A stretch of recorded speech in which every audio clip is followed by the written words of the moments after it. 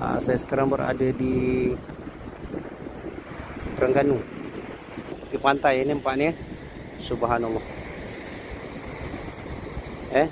Dan di pantai ini juga bermacam-macam ada, terutamanya ini.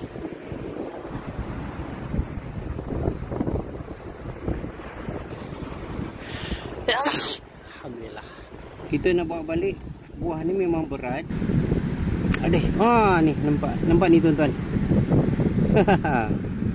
Ni bawa balik lah. Macam ni rasanya mungkin ringan sikit lah. Kita letak sini. Ya. Ni buah dia.